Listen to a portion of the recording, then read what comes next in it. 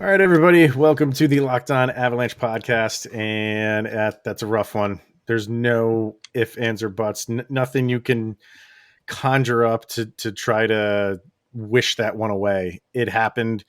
You got to deal with it. It's not how you thought it would go because the game was in your hand. The Avalanche were looking at the Western Conference Finals. And I'm not saying that's what caused them to lose this game. A lot of credit goes towards St. Louis in not backing down. You're down 3-0 in the other team's arena, and they just kept fighting. So a lot of credit goes to St. Louis, and then a lot of the credit goes to the Avalanche just playing too much defense at the end.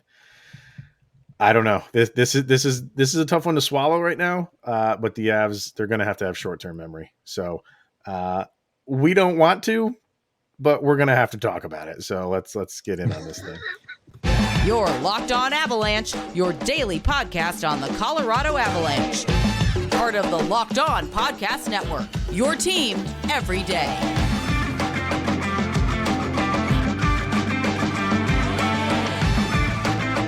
All right, Avalanche fans, welcome to the Locked On Avalanche podcast, part of the Locked On Podcast Network, your team every day. I am your host, Chris Maselli. With me, as always, Mr. Shaggy Von Doom, Kyle Sullivan. Thank you for making this your first listen of the day. That's always appreciated. Follow the show on social media outlets, LOPN_Avalanche on Twitter, Locked On Avalanche on Instagram. Questions, comments, concerns, and opinions, go to lockedonavalanche@gmail.com and follow the show over on our YouTube channel. Over on YouTube, hit subscribe, get notified when a new show goes live. Yeah, not really what you want to be talking about right now with the Avalanche, simply because of how that game went. You know, if St. Louis was in the lead for the duration of that game and it was the Avs trying to battle back, it might be a little bit better pill to swallow. But this is everything the Avalanche wanted. This was in their hands. It was for the taking. You're up 3-0. Nathan MacKinnon is a man possessed, and I don't know. Like I'm getting comments and stuff from their press conferences afterwards, and I don't know if their palms started to get sweaty. You know, I don't know if they were just gripping the sticks a little bit tight. Maybe in the day off we'll hear a little bit more about it, but I find it hard to believe that they were just getting nervous. I mean, you're in the midst of a game. You're in the midst of a game that you have in your hands, and their style of play just completely changed, which is totally not like the Colorado Avalanche to do what they did in changing their style of play that much. And again, you got to give some credit to St. Louis for really forcing the issue. St. Louis played like a team that was fighting for their playoff lives because they were. Yeah. So it's twofold. This just sucks. This is just a bad loss. And that's the wonderful thing about recording these like literally right after the game, because you get raw emotion, and the emotions are raw in this one. And honestly, this is kind of what we were asking for. We were asking for a straight Avalanche versus Blues game, no goonery, no additional. This was just a straight up hockey game. And I think the more and more it went on, I think the Avalanche started to see, okay, this is fine. Let's just get back to business. And like they were so tense and ready for something to happen and playing like they were about to blow St. Louis out of the water that they just kind of relaxed.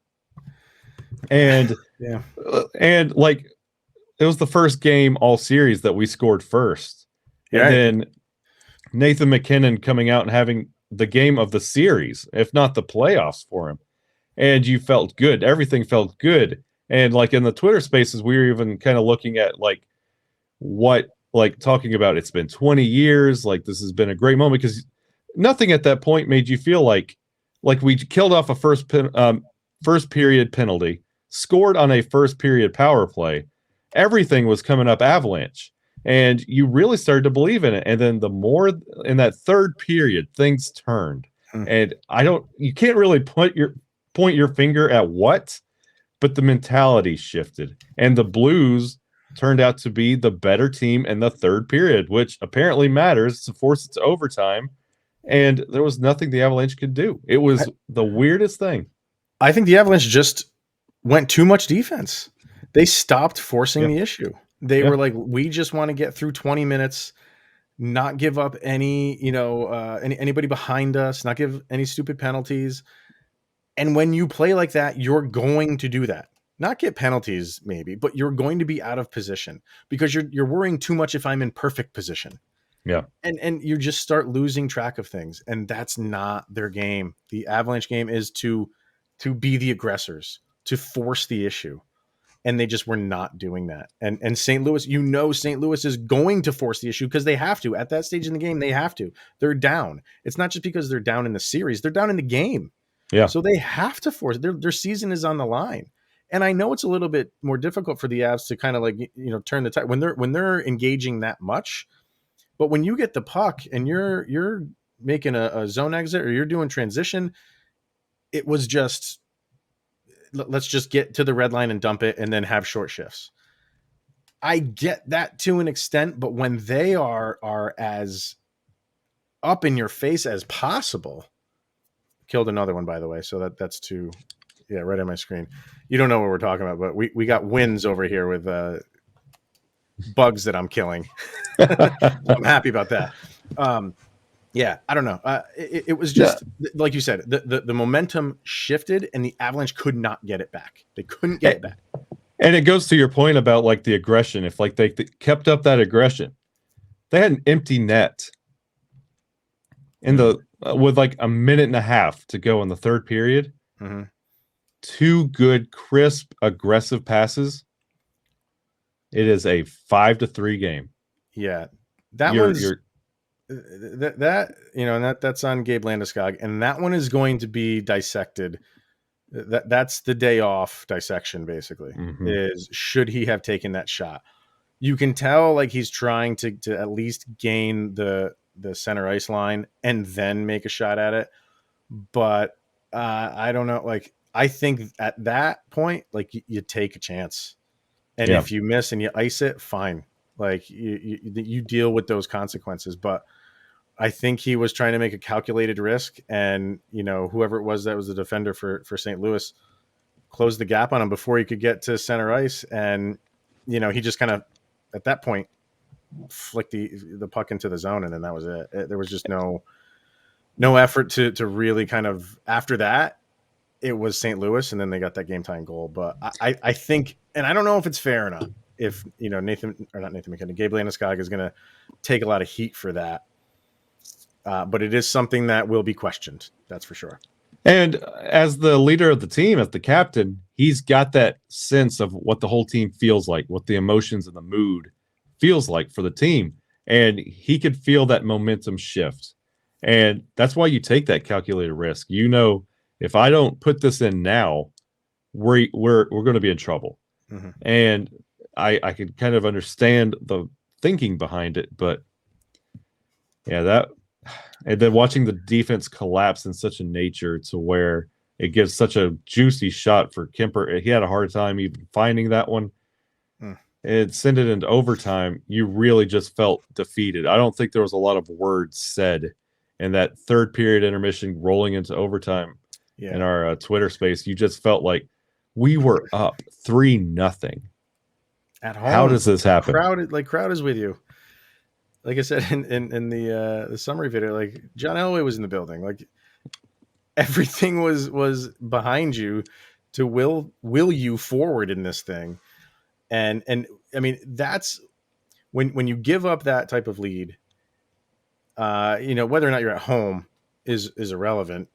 But the fact that you did do it at home, that's just added to the suck. Obviously, all of the momentum is on St. Louis's end. Mm-hmm. When you give up that, and they are riding high, they are feeling good, and watching it, you're a part of we are a part of like the Avalanche in that mindset. It's like this is not good. Like you have to go back to the beginning of the game because once again. The Avs were pretty dominant, very dominant in that first period. I mean, look at what they had. It's a 3-0 lead. And they even had a shorthanded opportunity. They did. A very good shorthanded opportunity. But what I think, gives a team like St. Louis some momentum is not like coming back from 3-0, which obviously that does, but getting that one goal. You don't let it get to 4-0. You cut it from 3-1. Now you just have some life, and you have an entire period to just chip away, and that's when you engage your defenseman, and sometimes it works, sometimes it doesn't, and that's the beauty of hockey. And you just didn't have a good feeling even after that Nathan MacKinnon incredible goal, probably the goal of the playoffs, and you can maybe even say goal of the year, including the regular season. Guys, people don't understand how difficult that is, and he makes it look like effortless. But at first, I thought he went backhand on that. I mean, it's just the way that he's going. It looks like he went backhand. He didn't. He was the face of his stick to do that. That's to contort your body that way and to have that much speed and be in that much control is out of this world. And after that, like that was after St. Louis tied the game. And then he goes and does that with a couple minutes left. And you're like, I mean, the crowd was nuts. Yeah. And they gave up another goal with less than a minute to go. You're 53 seconds away from getting that second round monkey off your back. And now it's still obviously very much doable, but now you just have to wait another day to do it, and you have to go travel to their arena to do it. Like, you just wanted to wrap this thing up right here, right now. And that's what sucks about this is the Avalanche had that. They had it. And they let it slip away. This is you have to dwell on this for one day, not even half a day, and get over it. It's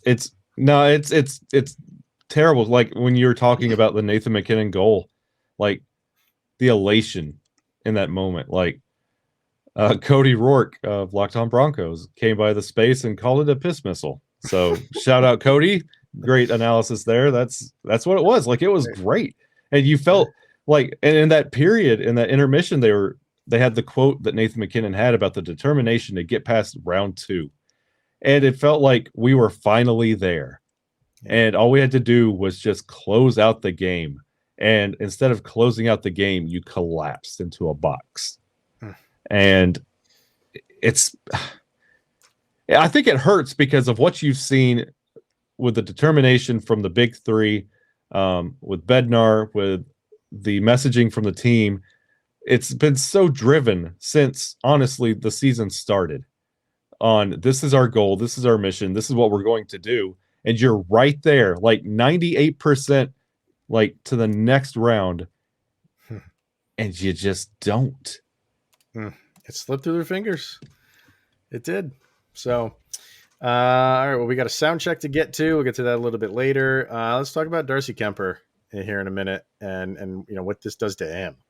So, but first, Built Bar, and Built Bar, and you love Built Bar, and we have talked about the Built Bar granola. They have their own granola bars.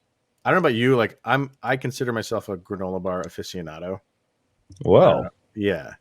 I mean, I don't have any like degree for it.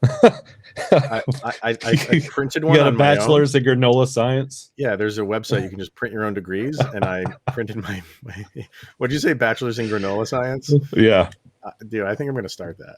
Yeah, you get your BGS. Go to a nice community college and start the bachelor's of granola. although community colleges don't get bachelor's degrees, this one does. But they're very different from the bars, and the Puffs Built granola bars are loaded with, guess what? Granola. It's the perfect combination of crunch and chewiness, but just like Built bars and Puffs, these are packed with protein and covered in, guess what?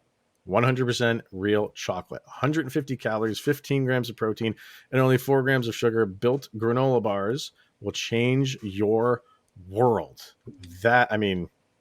I need my world changed right now because I don't like this feeling. So I guess I can just have a Built granola bar and feel completely different. So go get them. Please. Yeah. So go to built.com right now to get the Built granola bars, and you can use the promo code LOCKED15 to get 15% off of your order. Once again, the promo code is LOCKED15 for 15% off at built.com. everyone in the Avalanche really doesn't feel that good right now. Clearly, that's an understatement. But you have to worry about the psyche of Darcy Kuemper right now, because it's not all on him. This was a team collapse, but that's when you want your goalie specifically to kind of step up. You had your superstar step up.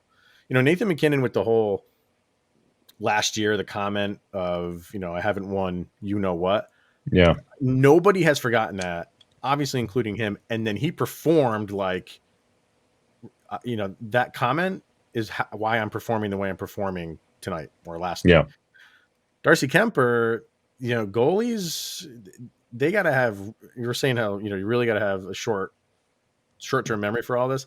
He absolutely does, because just forward thinking now, like you go into game 6, if the worst of the worst happens and he lets in a goal in like the first minute of that game, we've said before, the Avalanche are fine if that happens, because they have confidence, they have the offensive ability to overcome early deficits. You have the whole game to play it out. But now you're just getting into the mind of a goalie, and to have that game, wrapped up. I don't put it, like I said, I don't put all the blame on him. No. But where's his mind at right now? Honestly, this is one of those games, you would feel like the messaging coming out of this, that the team would even say, this is not on Darcy Kuemper. We let him down. And I feel like if you want to summarize this whole game in one word, it's letdown. The team let Darcy down. They let themselves down. And I'm not taking anything away from St. Louis. St. Louis fans, I know you're everywhere. You guys played an incredible game. You did what you needed to do to secure this. The Avalanche were just not used to you playing an actual hockey game. They were waiting on something to happen. And that's where the Avalanche, like, let's be real here. The Avalanche, Nazem Kadri had that hat trick because all you wanted to do was focus on Nazem Kadri and like the goonery that was around that. You shifted your game to Naz, and we took advantage of it. A best on best hockey game we were not ready for. Let's just be real. The Avalanche were not ready for a best on best hockey, and the Blues ended up making the right changes at the right time towards the end of the game. The Avalanche were not prepared for that, and they were struggling. You beat us. We get it. The Avs need to have that short memory. Darcy Kuemper needs to know this was not on me. All of those goals, they were bad positions. The defense were floating. Cale Makar, Devon Tays, everybody was floating. Like, it's not on Darcy Kuemper. They were very tired. Like those shifts that the Blues had were extended shifts in the zone, and the Avs were just like floating is the perfect term. Like their legs were gone. Stuff. There was a point that I said that you can call Cale Makar the third Fast and the Furious movie because he is Tokyo drifting. There was no effort. Like, it was bad position, bad spots, and the Avalanche just could not get their feet in that third period. St. Louis took advantage of it. Darcy needs to have that short-term memory where he's like, okay, I understand this wasn't me. We'll get them the next time. And the defense needs to get in that locker room and say, we got you, Darcy. We let you down here. We got you on this next one. Trust us. Let me see. I'm looking at the... Yeah, I thought the shots would be a little bit out of whack in the third, but they really were not. They were even... The Avs were out shooting the Blues all game long, and they got it close in the third. Yeah, what was the overall was 34-30 shots on goal. It's pretty even for Corsi, 49-46 in favor of the Avs. I mean, this was one of those games where in the end, it turned out to be a very even game when in the beginning it was all Avalanche. Yep.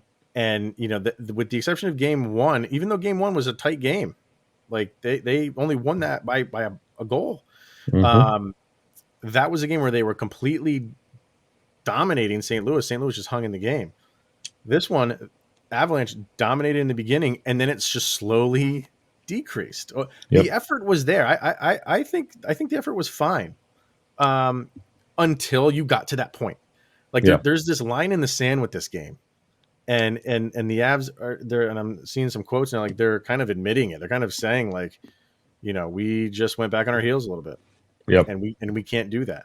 And it was so noticeable. And it's on one end, it's frustrating as a fan to watch it because you can see St. Louis just swarming, and the Avalanche are just hoping to collect the puck and clear it. Yeah. And it was just one goal after the other, and here we are. But I said on yesterday's episode what we're gonna do with the lines, and I was saying bring Landeskog back up to the first to kind of like maybe keep that momentum going for Mikko Rantanen. And what does Jared Bednar do? He drops Mikko Rantanen to the second line and brings Artturi Lehkonen up to the top line, and it worked. It did. It worked. I'm not saying it worked so much for Mikko Rantanen, but I think that top line was a force. It was. So another move that he made that was good, but I don't know. I don't know where this thing. I mean, I do know where this thing went wrong, and that's why it's just so difficult to accept this, because once it changed, you're gonna have ice tilting every once in a while. I mean, that happens, but you're confident in this Avalanche team that they can take it back, at some point. And how they were doing the dominating, it was a complete 180, and it was St. Louis was doing to the Avs what the Avs were doing to them in the first. Yeah, and that's why it's just so difficult to accept, because it wasn't their game. Number one, it wasn't their game, and number two, you had it less than a minute away. Yeah, you expected the tempo and trajectory of both teams to be kind of flipped. You expected this kind of effort that St. Louis had out of Colorado, like towards the end, because it's right there. Everything you wanted to play for and that hurdle you've been trying to jump, you anticipated more energy coming in that third for the Avalanche instead of going the other way. Yeah. And that's what really sits weird, because that just doesn't feel right. No. All right. Well, we have a sound check to do, and then looking forward to this game 6. It would have been nice to get this thing over with, but this is the cards that we have been dealt. So we will talk about that. But first, betonline.net. And I can only imagine how money was changing hands so many times in the third period of this game, just back and forth. But our partners over at BetOnline continue to be the number one source for all of your betting needs and sports info. You can find all the latest odds, news, and sports developments, including this year's basketball playoffs, the NHL playoffs, Major League Baseball scores, fights, and even next season's NFL futures. BetOnline is your continued source for all of your sporting wagering information, from live betting to playoffs to esports and more. So head to the website today, use your mobile device to learn more about the trends in the action. It is betonline.net, where the game starts.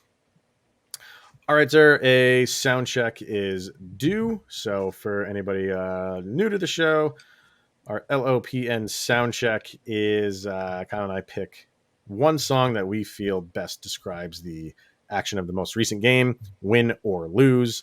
And these songs go up on a playlist over on Spotify. So just search for LOPN Soundcheck and follow that playlist. And whenever we pick these songs, they go right in there, and you have a couple new songs to listen to. But this one is obviously in a losing effort. So what you got?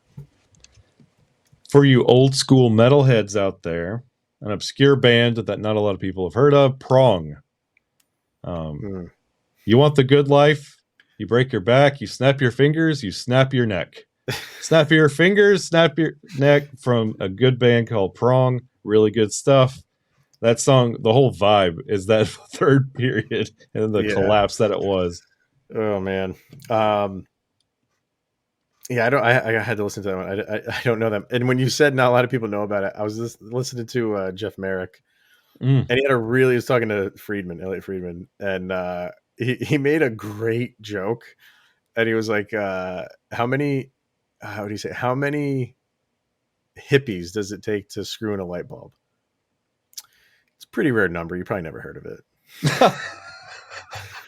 I was driving in my car listening to it. I almost drove off the road. I thought that was like one of the best That's jokes I've heard in awesome. the past few years. But yeah, that's a good one. And I love those, like, yeah, is this like mid-90s? Yeah. Okay, perfect. Great era. Like late 80s or like 90s, like it's right around there. All right. I'm going to go with a band that I've been a massive fan of since the 90s as well. And they're still around. They're still kicking. Big Canadian band. We're big here in the States for a little while, but they've kind of just gone the way of rock music and alternative music, which is kind of non-existent anymore. But and that's Our Lady Peace. I've always been a huge Our Lady Peace fan, and they have a song called "Not Enough" off of the Gravity album, and that's just what it was. It was literally not enough. The effort was there, but like I said before, it just dwindled down, and they needed to pick it back up again, and they didn't. And in the end, they just didn't have it. They didn't have it. So check out those two songs on the LOPN Soundcheck now. We're going to have at least two more because we have at least one more game left. And that's kind of where you have to go with this. Like, if you're the Avalanche, fine. This happened. Get over it as quickly as possible. You are going back to St. Louis, where you just won both games on their ice. Mm-hmm. You have to look at it that way. You kind of have to spin this now and say, like, fine, you came back. Stuff like this happens. It sucks when it happens to you, but it happens. So where we're going, we've had success there. We just won 2 games there. It's going to be a rowdy environment, but you can overcome that with an early goal, quiet them down. St. Louis needs to beat you, including the game they did just beat you 3 times in a row. It's very difficult to beat this Avalanche time 3 times in a row. They've got 1. They need to do it 2 more times on their ice and again back in Denver, obviously, if it goes 7. I still like the Avalanche chances. For a day, you're going to get doom and gloom. The one loss that the Avalanche had, it was, fans are running for the hills. Mm-hmm. Oh, there's a sound check for you. Ooh. Oh, hey, that's a good song. Keep that one in the bank. But and you're gonna get it again. Whenever there's a loss in the playoffs, you're going to get it, and fans are gonna be like, "Yep, this is over." They just, this is in their head now, and the curse is real of the second round, and Avalanche are screwed. I'm not there. I'm not there because this team still played well. In a loss, they played well, and where you're going, you've beaten them twice. And they have to beat you a total of 3 times in a row. I like those chances for the Avs. Yeah, I mean, you like the Avalanche chances the rest of the way, especially playing against the Blues, matching up against them. They got exposed, and they're going to be angry about it. And they're going to, you're looking forward to what Game 6 could be. But something else you want to keep in mind, the other half of the bracket. Mm-hmm. Mm. Edmonton could close out their series tonight. Then they're going to rest. And then the Avalanche will be on the flip of what they get to encounter at the end of the Nashville series into the St. Louis series. Edmonton's going to enjoy that. Yeah. So you want to kind of get this done quick, is what I'm trying to say, because I get it. You got your butt spanked. Go fix it. Get back to work, because Edmonton's coming, and you want to be maybe. I'm not counting Calgary out. I'm not counting. They're not playing that well, but maybe. And the way that, and I'm not getting ahead of myself here. I'm not putting the Avs in the Western Conference Finals. Yeah. I'm just saying, the way that the Avs played against Calgary, and the way that the Avs played against Edmonton, they struggled a lot more with Edmonton than they did with Calgary. Yes, they did. Just going to put that out there. 2 of the 3 games went into overtime. Yeah. 1 went to a shootout. And the other one, Edmonton destroyed them. The Avs. Absolutely blew them off the planet. It was bad. It was ugly. I will leave you with this. This is from Gabe Landeskog. It's playoff hockey. It's not supposed to be easy. And I really want people to understand that. This is not, you just don't fly through this thing. It's not how you wanted to lose it. But in the end, that is all it is a loss. So we will see. I have a sneaking suspicion because this next game is on a Friday. We will probably have to do a show on Friday night for Saturday. It's probably just going to have to happen. So, all right. That's going to wrap it up, everybody. The comment section over on YouTube has been absolutely fantastic. So please keep going with that, because Kyle and I love to interact with you guys. And I'm sure there's going to be some thoughts going on over there today. So that's fine. If you need to use us as the outlet, feel free. But until then, we'll be back tomorrow. And hopefully our mood has changed, but probably not. All right. Thanks for making this your first listen of the day, everyone. That's always appreciated. Definitely check out Locked On NHL. Get caught up in everything else going on around the league as your second listen. All right. He's Mr. Shaggy Von Doom, Kyle Sullivan. I am Chris Maselli, and this is the Locked On Avalanche podcast. We'll see you guys tomorrow.